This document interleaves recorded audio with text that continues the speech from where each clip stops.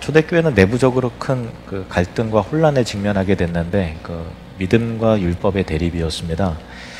오직 믿음으로 은혜로 구원받는다라는 측과 그리고 믿음 이외에 할례로 대표되는 그 율법을 행해야만 구원을 받을 수 있다라고 주장하는 사람들과의 대립이었는데요. 이 문제가 본격적으로 제기된 것은 수리아의 안디옥 교회였습니다. 아시다시피 안디옥 교회는 이방인들 중심의 교회였는데 유대 예루살렘에서 올라온 할례파 유대인들이 그 이방인들을 향해서 너희가 믿음으로만이 아니라 할례를 받아야만 또 율법을 지켜야만 구원을 받을 수 있다 가르치면서 안디옥 성도들에게 굉장히 큰 혼란을 초래했거든요. 그래서 바나바와 바울이 그들과 논쟁을 해도 또 이게 결론이 나지 않자 안디옥 교회 성도들은 바울과 바나바를 비롯해서 몇몇의 대표자들을 예루살렘 교회에 보내서 사도들과 장로들이 이 문제를 처리할 수 있고 답을 줄 수 있도록 이렇게 안을 올린 거죠. 상정을 한 것입니다. 그래서 예루살렘 공의회가 AD 49년 봄에 교회 역사 속에서 처음으로 열리게 됐는데 이방인 할례 문제에 대한 해결을 두고서 모인 회의였습니다. 회의가 시작되자마자 예수님을 영접한 이방인들도 구원을 위한 필수 전제 조건으로 할례를 받아야 된다라고 그 율법을 따라야 된다라는 그 거센 말을 하는 측과 아니 그럴 필요가 없다라고 하는 측 사이에 오랜 시간에 그 열띤 공방이 이어졌는데요. 팽팽하던 양측의 균형은 베드로의 발언으로 깨어졌습니다. 베드로는 하나님께서 자신을 통해서 할례도 받지 않은 가이사랴 이방인 고넬료의 일행을 그 가족들을 어떻게 구원해 주셨는가를 신실하게 증언했고요. 그리고 이방인들도 우리와 마찬가지로 예수님을 믿는 믿음과 하나님의 은혜로 구원을 받는다. 우리는 그렇게 믿는다라고 선언을 한 것입니다. 베드로는 유대인의 사도이고 또 모든 할례자의 대표 사도였는데 그 베드로가 더 이상 이방인 그리스도인들은 할례를 요구해서는 그들에게 할례를 요구해서는 안 된다라고 하는 이 공식적인 발언은 대단한 것이었죠. 베드로는 성령 충만하여 담대히 선포했고 그 베드로의 선언으로 온 무리는 잠잠해졌는데 무리를 잠잠케 하신 것은 성령의 역사였다라고 볼 수 있어요. 왜냐하면 지난번에도 살펴보았듯이 10년 전에 가이사랴 고넬료의 세례를 주고 그들과 함께 식사를 나눈 것을 이 바리새파 유대인들이 굉장히 그 베드로를 공격하고 비난하고 그렇게 하지 않았습니까? 그 배경은 이 바리새인들도 이제 예수님을 믿는 사람들이 들어왔는데 굉장히 사회적으로 엘리트고 지식층이잖아요. 근데 아무래도 이제 사도들이라 한다 할지라도 세상적인 기준으로 볼 때 자기들은 많이 배운 사람이고 사도들은 갈릴리 어부들이나 뭐 세리에 불과하잖아요. 사회적인 과거의 신분이. 그러니까 자기들 스스로의 나름대로의 어떤 그 자고하는 마음과 교만한 마음이 있었던 것이겠죠. 그래서 사도라 할지라도 이렇게 깔보고 율법을 잣대로 비난하고 했던 사람들이고 또 안디옥 교회에 베드로가 방문했을 때도 느닷없이 그들이 막 들이닥치니까 베드로도 굉장히 신경이 예민해져서 그들에게 또 공격받을 생각하니까 머리가 아프고 스트레스가 됐겠죠. 그러니까 그 식탁을 이방인들 같이 하던 그 자리에서 슬쩍 일어나서 안 먹은 것처럼 이렇게 했던 그 베드로가 잘못했는데 어떤 그런 심리가 있을 정도로 굉장히 그들이 기세등등하게 베드로를 공격했던 그 사람들이 이 베드로의 발언으로 잠잠해졌다는 것은 단순히 논리적으로 인정하고 수긍한 것이 아니라 성령께서 그들을 잠잠케 하신 그 성령의 역사였다라고 볼 수 있는 것이죠. 그래서 성령께서 우리를 주장하실 때 성령은 모든 불일치를 중단시키는 힘을 갖고 계시는 것입니다. 교회 내에서도 의견이 불일치될 때가 있고 또 여기저기에서 각자의 다른 의견과 대립이 커질 때가 있죠. 교회뿐만 아니라 가정에서도 좀 냉전이 일어날 때가 있지 않습니까? 그럴 때 성령께서 우리를 다스리셔서 하나 되게 하시는 능력이 있다는 것을 우리가 인정하고 고백함으로 성령님께 기도해야 되죠. 하나님, 이 어려운 이 분쟁과 다툼의 이 공동체를 교회든 가정이든 하나님께서 주장하셔서 하나 되게 하시고 또 악한 마음으로 떠드는 이들로 하여금 잠잠할 수 있도록 성령께서 그들을 다스려 달라고 그렇게 기도하실 때 성령께서는 우리를 주장하시고 하나 되게 이끌어 주시는 은혜가 있다라는 사실을 믿으시기를 바랍니다. 베드로의 선언은 할례라는 그 걸림돌을 제거해서 이방 선교에 큰 힘을 실어준 것이었는데 바울과 바나바가 이룬 선교 그리고 앞으로의 이방인 선교 사역의 정당성과 자유로움을 부여한 굉장히 중요한 선언이었던 것입니다. 이어서 이 바나바와 바울이 모든 선교 과정 속에 임한 하나님의 은혜와 일하심을 상세히 보고 증언하였습니다.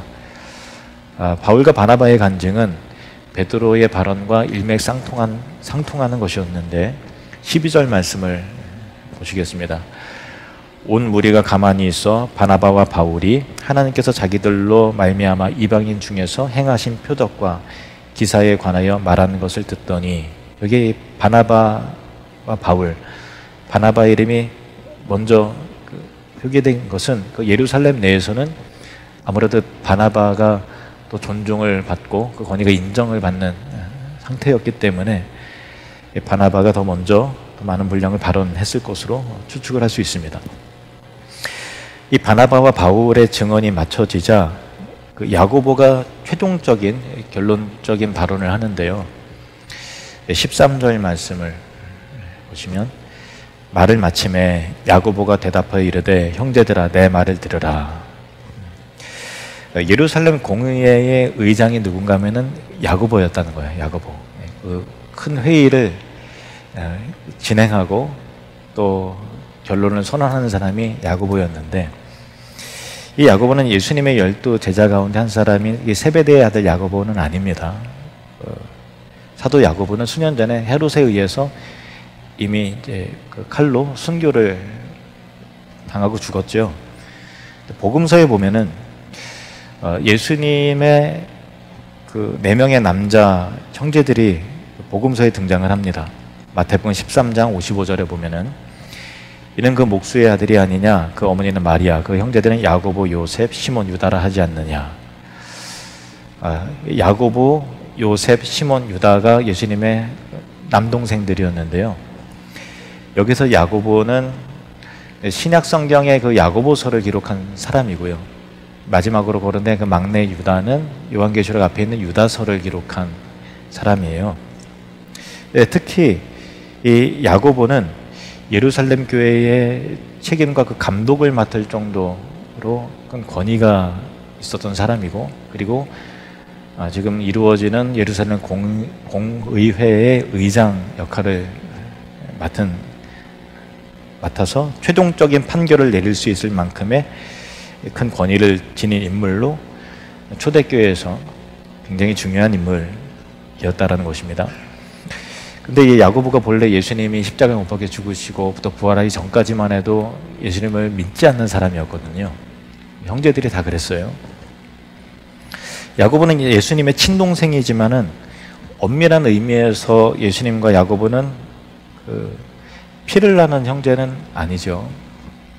왜냐하면 예수님께서 마리아의 자궁을 빌려 성령으로 잉태되신 하나님의 아들, 독생자이신 반면에 야고보는 아버지 요셉과 어머니 마리아의 사이에서 그냥 우리 인간 똑같은 자연적인 출생에 의해서 이루어진 사람이었기 때문입니다.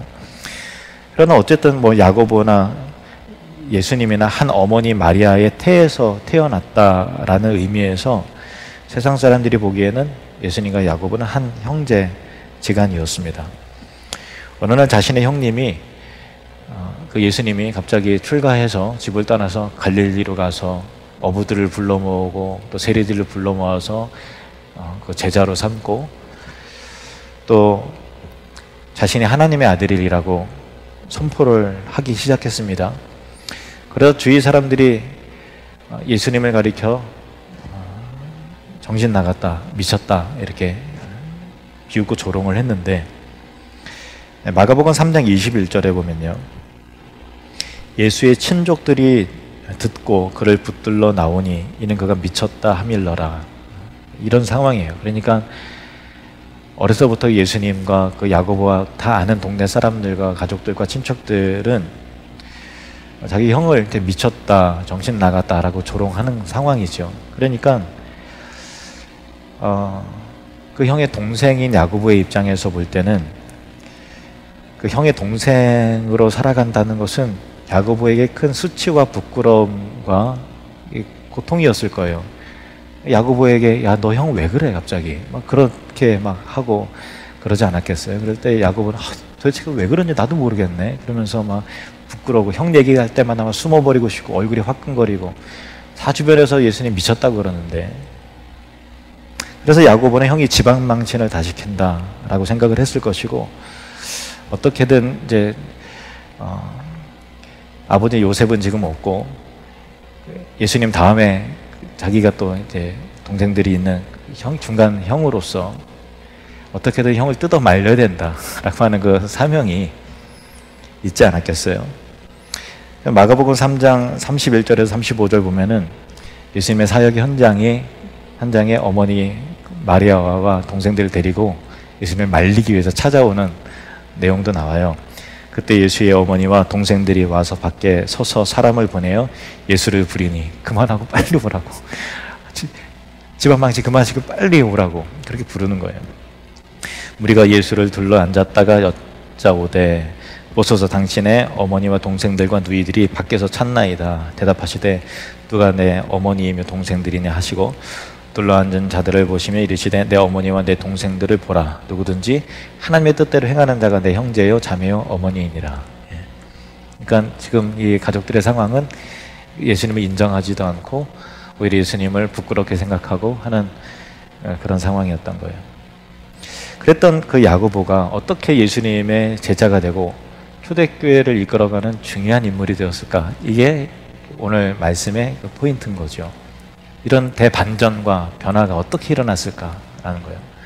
우리 주변에도 보면은 예수님 믿는 가족만 핍박하고 적게 힘을 품고 부끄러워하고 뭐 교회 뭐 코로나 이런 상황에서 그 교회를 막 부끄러워하고 뭐 그런 사람들 많이 있잖아요.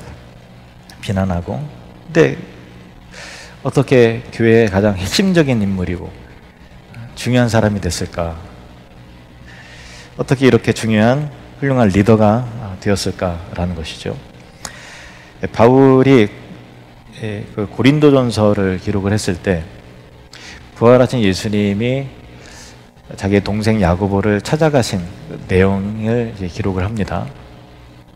고린도전서 15장 4절에서 8절 보시면은 장사 지낸 바 되셨다가 성경대로 사흘 만에 다시 살아나사 게바에게 보이시고 그의 12 제자에게와 그 외 500의 형제에게 일시에 보이셨나니 그 중에 지금까지 대다수는 살아있고 어떤 사람은 잠들었으며 그 후에 야고보에게 보이셨으며 그 후에 모든 사도에게와 맨 마중에 만삭되지 못하여 난자 같은 내게도 바울에게도 보이셨느니라 이렇게 되어 있어요. 야고보는 예수님께서 하나님의 독생자이심을 알지 못했을 때 세상 사람들이 정신 나갔다고 조롱을 하고 비웃는 사람의 동생으로서 예수님의 가족이라는 것이 부끄럽고 예수님과 함께 있다라는 것이 고통이고 괴로움이었을 텐데, 그러나 자신이 그냥 육신의 형인 줄로 알았던 그 예수님이 십자가에 못 박혀 분명히 죽으셨는데 다시 살아나서 부활하신 그분이 자신에게 딱 나타나신 거죠. 예수님께서 메시아가 맞구나, 구원자로 오신 분이 맞구나 라는 것을 두 눈으로 확인하고 믿음을 선물로 받았을 때 그 예수님에게와 한 형제였고 가장 가까이에서 그를 지켜봐왔고 알았다라는 그 관계가 얼마나 큰 은혜고 선물이었는지 그제서야 비로소 깨닫게 된 것이죠. 예수님을 알지 못했을 때, 믿기 전에는 예수님의 형제라는 것이 큰 수치였고 부끄러웠던 사람이었어요. 그런데 이제 성령의 역사 속에서 믿음이 생겨나자 다른 사람은 누릴 수 없는 가장 큰 영광과 복을 내가 받은 것이구나라고 하는 생각의 전환과 깨달음이 그에게 임했던 것이죠. 그 예수님께서 부활하셨을 때 12 제자와 또 500여 형제들에게 자기 자신을 보이셨는데요. 부활하신 예수님을 만난 사람들의 공통점은 뭐냐면 원래 예수님을 믿는 자들이었다는 거예요. 근데 믿지 않는 자들 중에서 예수님이 찾아간 사람 중에 유일한 사람이 바로 야고보예요. 물론 나중에 사도 바울에게도 그런 은혜가 임했지만 예수님이 부활하시거나 승천하시기 전에 믿지 않는 사람 중에서 스스로를 드러내신 사람은 야고보가 유일한 거죠. 이 말이 의미한 것은 뭐냐면 야고보에게 임한 구원이라는 것이 자기의 선택과 의지와 노력에 의한 것이 아니었다라는 거예요. 느닷없이 찾아온 은혜였다라는 거죠. 자신의 예수님을 믿으려고 하는 의도도 없었고 예수님을 만나려고 하는 생각도 없었는데 예수님이 믿지 않는 야고보를 찾아온 거예요. 이것은 전적으로 하나님께서 거저 베풀어 주신 은총이었다라는 것을 말하는 것입니다. 사실 우리도 마찬가지죠. 우리가 하나님을 찾고 구한 것이 아니라 우리가 하나님을 떠나서 등 돌린 자들이었는데 하나님께서 어느 날 나에게 찾아오신 거죠. 그리고 내 마음의 문을 두드리시고 우리에게 믿음을, 구원을 선물로 주신 것입니다. 구원이라는 것이 그렇게 시작이 됩니다. 그래서 성경은 한결같이 구원은 하나님의 은혜이며 또 하나님께서 베풀어 주신 선물이다라고 말하는 것입니다. 에베소서 2장 8절 말씀 함께 읽겠습니다. 너희는 그 은혜에 의하여 믿음으로 말미암아 구원을 받았으니 이것은 너희에게서 난 것이 아니요 하나님의 선물이라. 아멘. 또 요한복음 15장 16절도 읽어볼까요? 너희가 나를 택한 것이 아니요 내가 너희를 택하여 세웠나니.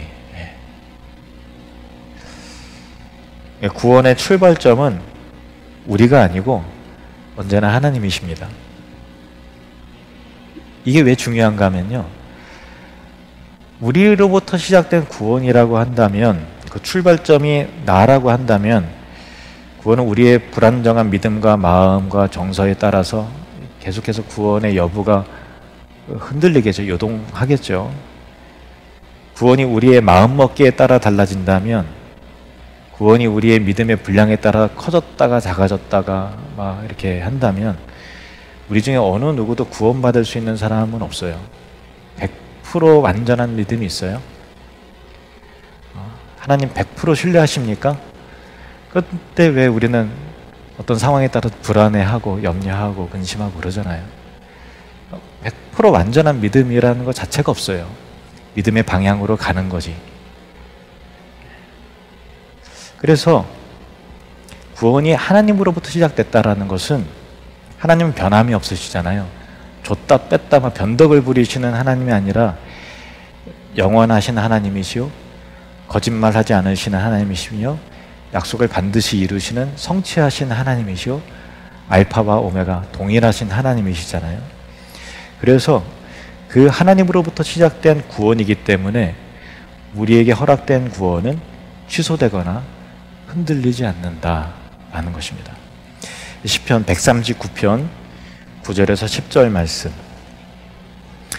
함께 읽겠습니다. 내가 새벽 날개를 치며 바다 끝에 가서 거주할지라도 거기서도 주의 손이 나를 인도하시며 주의 오른손이 나를 붙드시리이다. 아멘. 우리가 하나님을 추적하는 것이 아니라 벗어나려고 한다 하더라도 하나님께서는 거기서 나를 붙들어 주시고 결국은 건져내신다. 이런 은혜가 저와 여러분에게 있는 줄로 믿습니다. 그리고 여러분의 사랑하는 가족과 자녀들에게 이루어지기를 축복합니다. 이처럼 처음에 예수님과 그 형제 간에 가장 가까이 있었음에도 불구하고 예수님이 누구신지 몰라 예수님을 오히려 부끄러워하고 믿지 않았던 야고보는 부활하신 예수님을 만난 이후에 구원의 은혜를 선물로 받은 사람이었고, 그 이후에 어떻게 변화가 됐는가 하면은 그 선물이 너무 감격스럽고 고마워서 최선을 다해서 교회를 섬기고 최선을 다해서 헌신한 일꾼이 되었던 것인데요. 이 바울은 갈라디아서에서 이 야고보가 예루살렘 교회의 기둥과 같은 사람이었다라고 말해요. 자, 갈라디아서 2장 9절 말씀. 또 기둥같이 여기는 야고보와 게바와 요한도 내게 주신 은혜를 알므로. 기둥이라는 것은 건물이 쓰러지지 않도록, 흔들리지 않도록 버텨주는 역할을 하는 거잖아요. 그리고 이제 필리핀과 또 캄보디아 교회를 세울 때 먼저 기둥 공사부터 시작하더라고요. 제일 중요한 공사부터 하는 거죠. 뼈대를 세우고 그 다음에 또 살을 입히고. 이 야고보를 모든 성도들이 기둥같이 여겼다라는 거예요. 야고보가 내가 예수님의 이레베도 동생이니까 내가 기둥이요 라고 이렇게 스스로 한 것이 아니라 여겼다.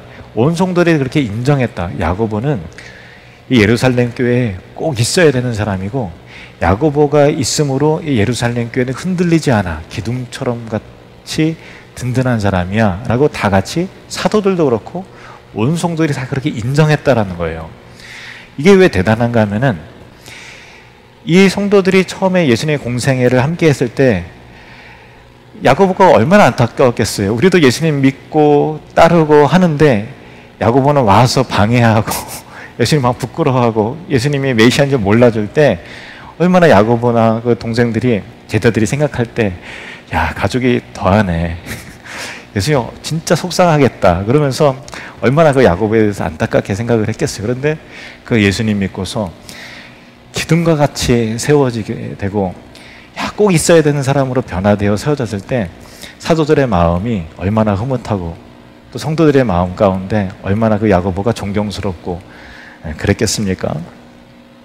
야고보는 12사도 중에 한 사람은 아니었지만 사도들 못지않게 교회의 버팀목이 되어주는 사람이었어요. 그러니까 예루살렘 공회가 진행이 되는데 회의 의장 역할을 사도가 아니라 야고보가 맡는 거예요. 그 정도로 큰 기둥처럼, 기둥과 같은 사람이고 버팀목이 되어주고 위기 때마다 자기의 몫을 묵묵하게 책임있게 하는 든든한 일꾼이 되었던 것입니다. 다음 주에 자세히 살펴보겠지만은 야고보는 예루살렘 공의회에 판결을 내리는 의장으로서 하나님의 말씀에 의각해서 하나님의 말씀을 토대로 판결을 내리는 것을 봐요. 그만큼 야고보는 하나님의 말씀 위에 든든히 서 있었던 사람이었어요. 그리고 교회가 흔들리지 않도록 기둥 같은 사명을 감당하는 사람이었다라는 것입니다. 여러분 축복합니다. 하나님의 은혜로 구원을 받은 우리도 교회에 기둥과 같은 사람이 되시기를 축복합니다. 초대교회도 여러 위기를 많이 만났어요.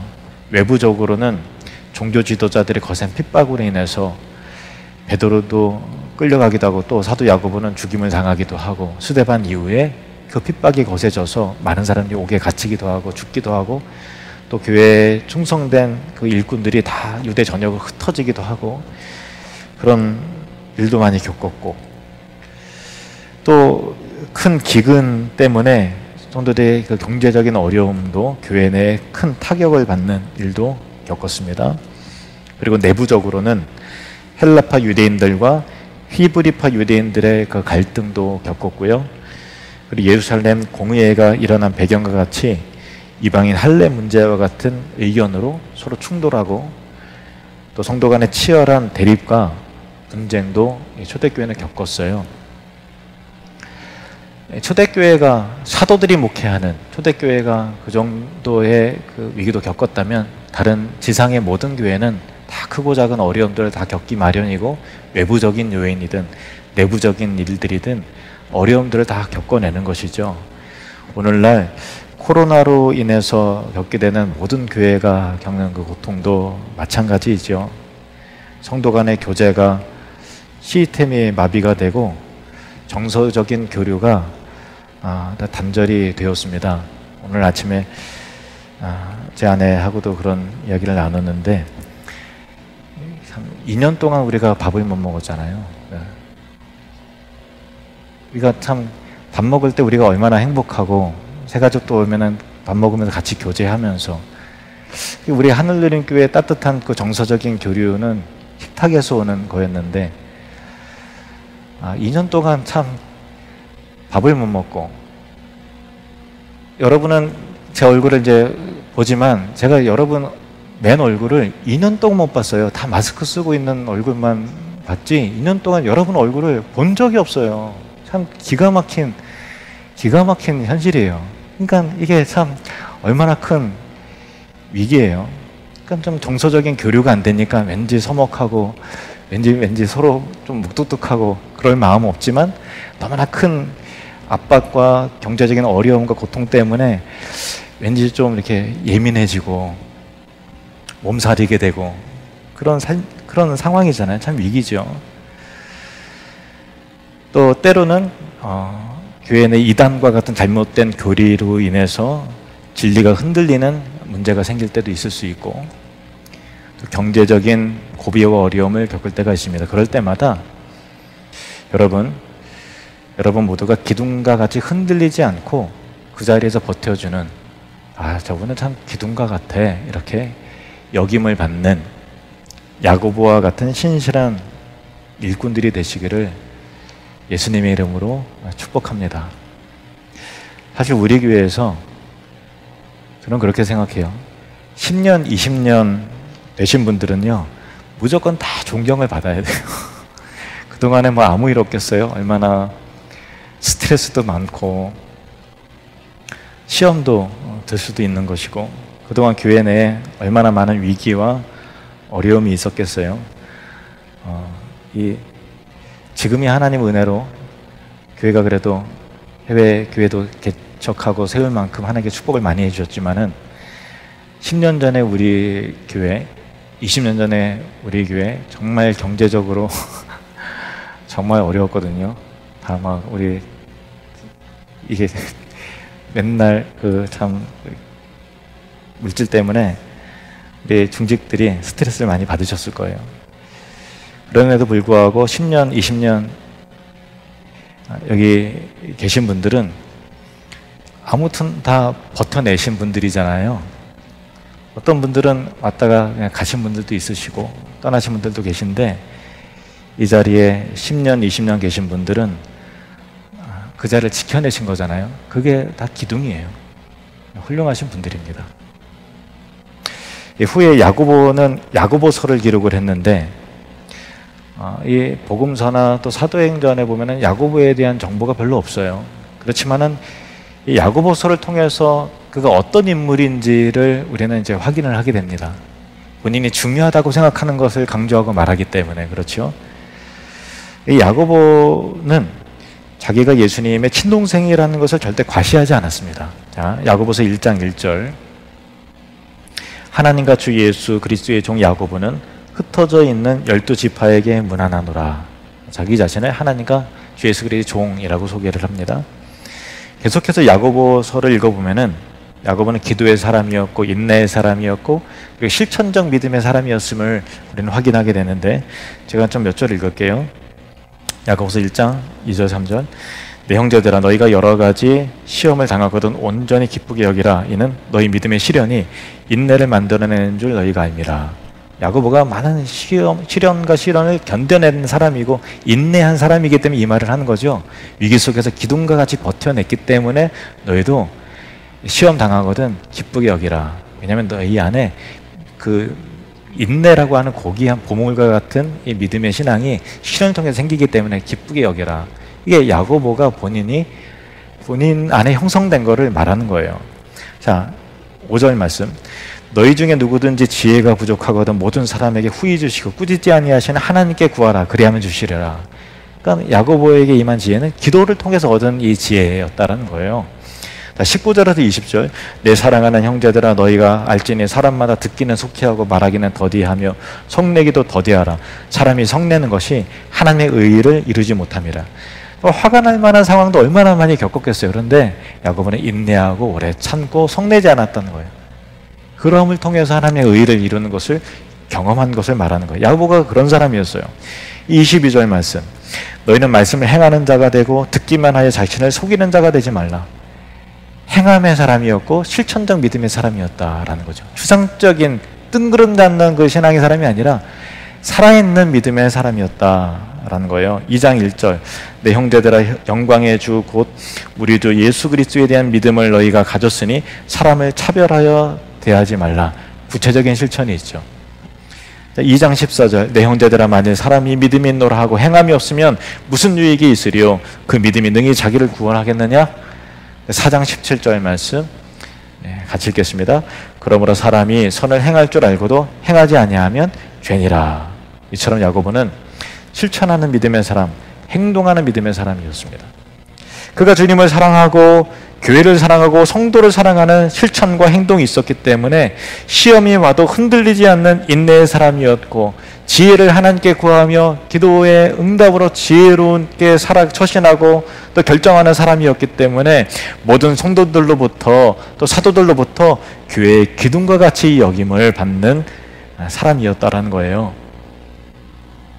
그래서 그는 눈에 보이는 움직이는 그 믿음이 있었기 때문에 기독교 역사 속에서 가장 중요했던 예루살렘 공회의 의장 역할을 맡아서 너무나도 지혜롭고 훌륭하게 자신의 책임을 감당했었던 것이죠. 우리가 하나님 앞에서 이런 기둥과 같은 일꾼들이 되시기를 바랍니다. 외부적인 어려움이 있고 지금 어려움의 시기를 다 겪어내지 않습니까? 그리고 내부적인 소용돌이가 혹 몰아친다 할지라도 모든 교회는 완전한 교회는 없기 때문에 진통이 있을 수 있고 서로 간에 갈등이 있을 수 있잖아요. 그렇다 할지라도 흔들림 없이 자리를 지켜내고 갈대와 같이 왔다 갔다 하는 것이 아니라 묵묵하게 자리를 지켜내고 교회와 하나님 나라를 위해서 묵묵히 헌신하는 야고보와 같은 신실한 주의 기둥과 같은 성도들이 되시기를 주님의 이름으로 축복합니다. 기도하겠습니다.